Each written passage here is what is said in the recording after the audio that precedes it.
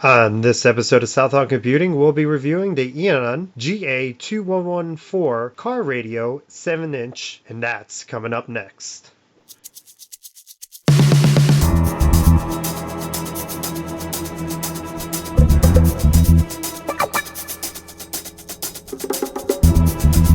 Warning: the following video is performed by a trained professional.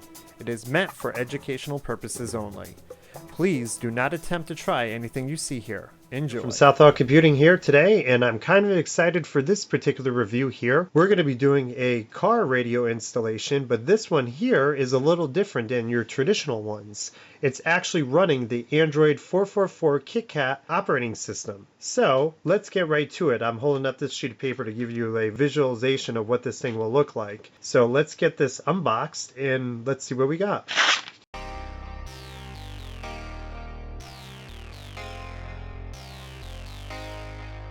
Okay, so if we look right away, we got a free gift here. It's some sort of tote bag thing for the back of your headrest in your car. That's pretty interesting. I didn't realize I was going to get that as a free gift, but that doesn't pertain to the actual radio. But we got the radio head unit, and as you can see, it's got a little diagram here. As you can see, it gives the layout of all the cables and back connectors and what they do and where they should go. So what else do we have in this particular box? This here is the iPod unit for the older generation ones, the hookup for it. Oops, that one there that we just dropped is the actual microphone for the head unit.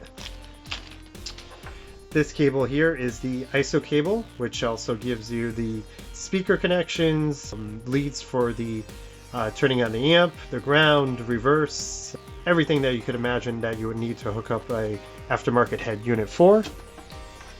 This one here looks like it's just a extension cable for a mini USB to a USB-A. This cable here looks like it gives the microphone input jack for the radio as well as 2 USB ports to hook up,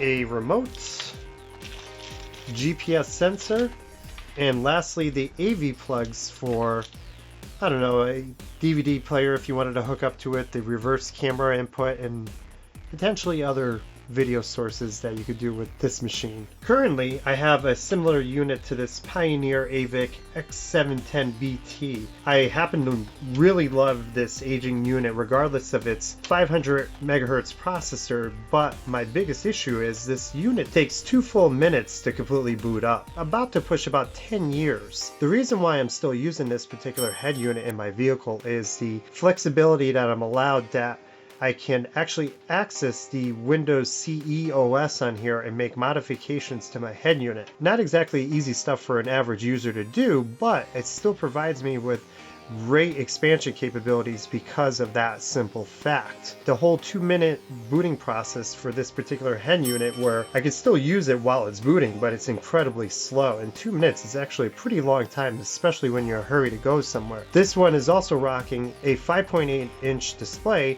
where this newer particular model has a 7-inch display. And with Android OS, there's a lot of flexibility and customizations that we could do with this particular head unit that we can never do with this one. It's also going to be interesting to see if this particular model here could keep up with the Pioneer's particular sound quality. The speakers in my 2011 Jeep Compass are the actual stock ones and not the premium sound package. So it'll be interesting to see if this particular Android head unit could actually keep up with the sound quality of this Pioneer AVIC series. Okay, so we're in the 2011 Compass here. We're going to be removing this AVIC X910BT. We're going to be installing the Android 7-inch head unit. And yeah, we'll just do a time lapse and we'll show you how the install went for me, good or bad. Here we go.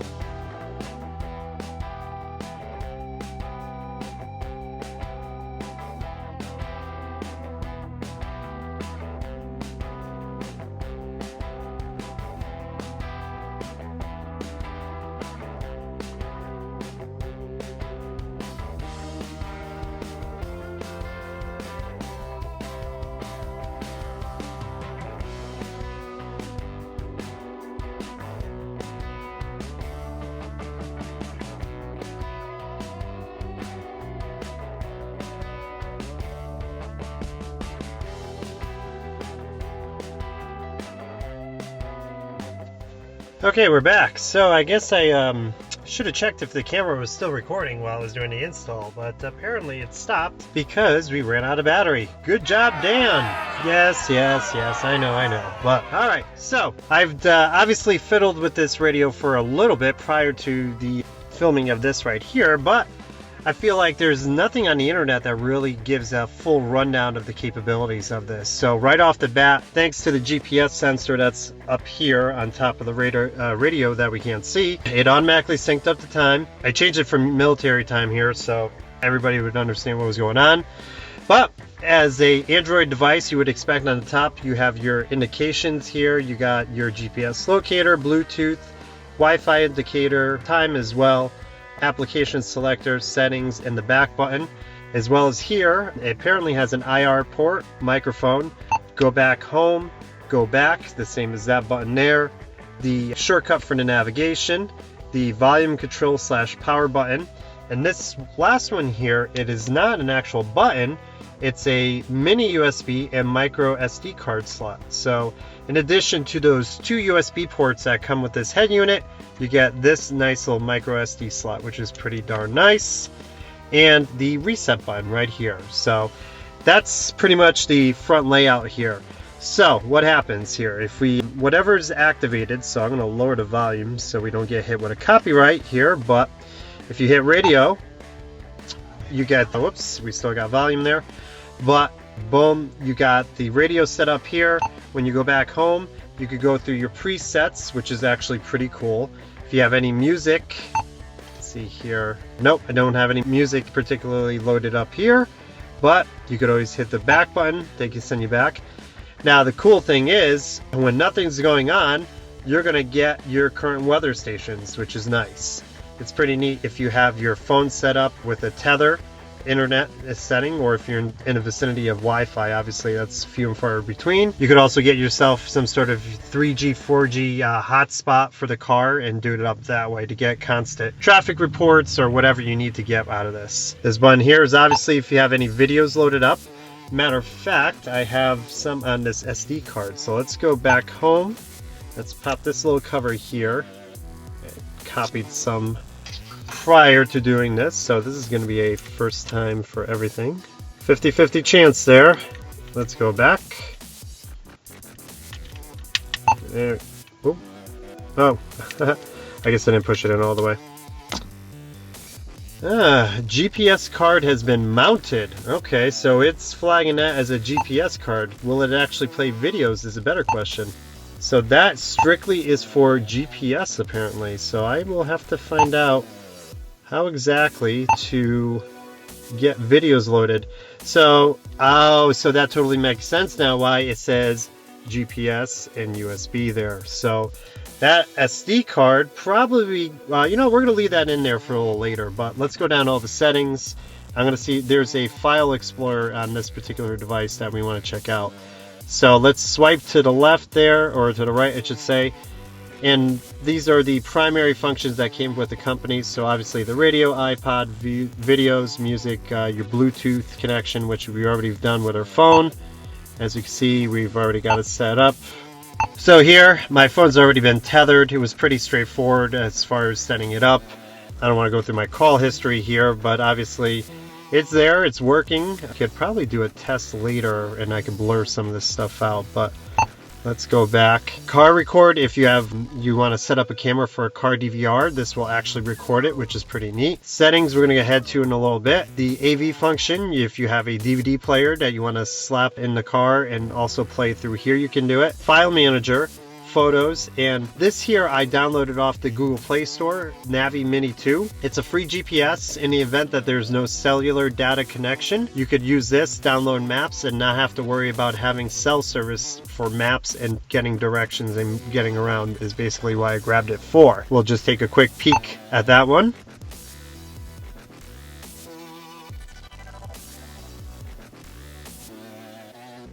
And voila! It's already found my location, knows where we are. Pretty cool, right? So I want to see real quick if I could go into the file manager here. So the funny part is I am able to access the files here. I wonder if I could play them right off this. Let's see. Huh. So through the file manager I can bring it up, but I guess I'm gonna have to try through one of the USB ports to see if I can actually get these video files to show up on the home screen rather than trying to drill down into the memory card. We swipe over one more time, there's nothing else. Now, like every Android device, if you want to see every single application that's installed, I believe it's this button here. Yes. So believe it or not, it comes with Acrobat Reader, API install kit, calendar, everything that once you sync up with your Google account or your Gmail account, I should say, it will show up. So we have a couple extra things here: calendar, control settings for the car if you're able to do it. Let's see that one. Control settings here.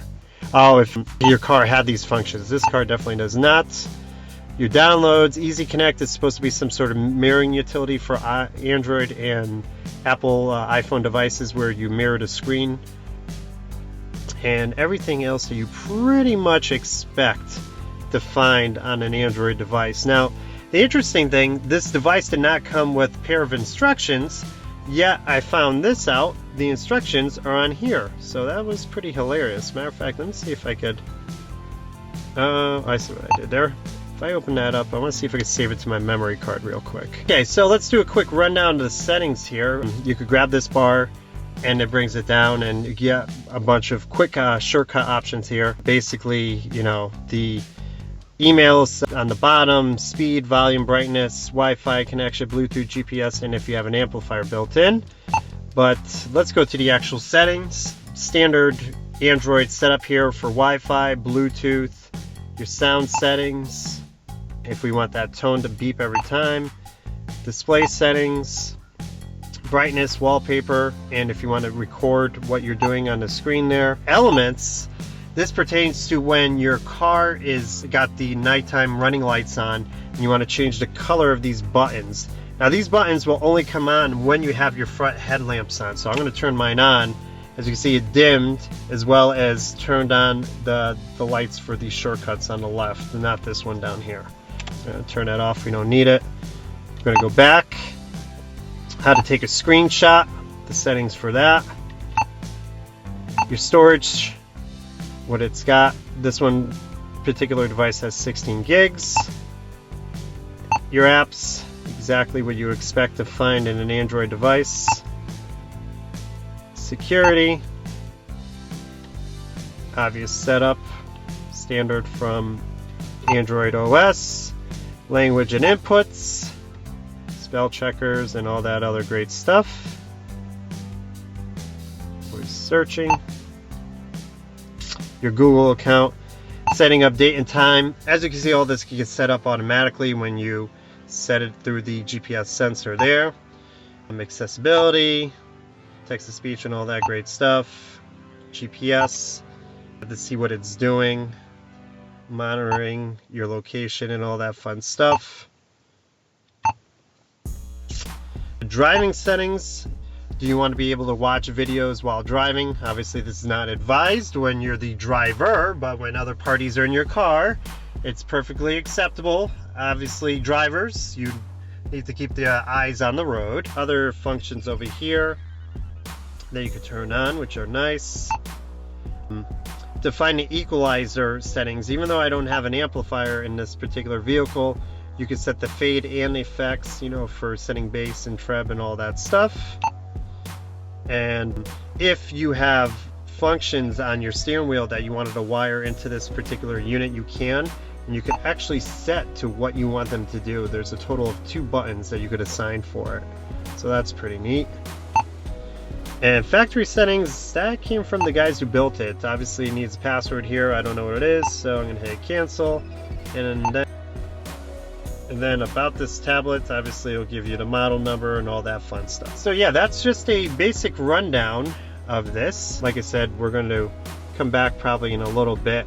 Now, I just want to also note that I tried a iPod Touch version 1, 32 gig, and it would not respond on here. I also put a iPhone 4 on here just to see if the music would come up, and the odd thing is it gets the title right on it, but then it says there's a check mark on it, like it read the device, but then no music. So not entirely sure what's up with that. I gotta see if there's a particular thing that we could get going on here. So yeah, we're gonna come back, see if we could get some device to play off of it. But okay, so we'll be back. Okay, so you apparently can access this micro SD card slot to play your videos and music. When I was messing around before, I just noticed it. So when you go to video, there is a way to select that card slot and then actually just say, oh, play all these guys. So it's just playing the first one here. That's the Ariana Grande that we were playing before. Just gonna go through all these. So it's pretty neat. So that's great news. You can actually access that stuff from this card slot, which will make it a lot easier versus trying to plug in a USB thumb drive in the slots that I have in inside my glove compartment over there. So okay, that's pretty much it for now. We might be back to see if we could get this silly iPod version working. So we'll see. We'll be right back. Okay, so we're going to give it another go with this first generation iPod Touch here. As you can see, it still reads the device. I ended up testing it with an iPod Nano. I believe it was a 4th generation. And what I noticed was I would get a little check mark on this iPod icon. As you can see, there is no check mark there, so I don't know if that's how it indicates that there was a proper handshake with the device. And when it gives a handshake, you could go to the right and select the music. So we're going to hook up an iPhone 4 next to see if we have any greater success, since that has a higher iOS installed on that particular device. We'll be right back. Okay, so now we have our spare iPhone 4 Verizon model here hooked up to the head unit, and as you can see, we have that check mark that's indicated here. The highest iOS version for this particular phone is 7.1.2, so now it still says no music, but what you have to do is scroll to the right, and I did put one song in here just to test it out. So if we hit it, and there you go, it's actually playing.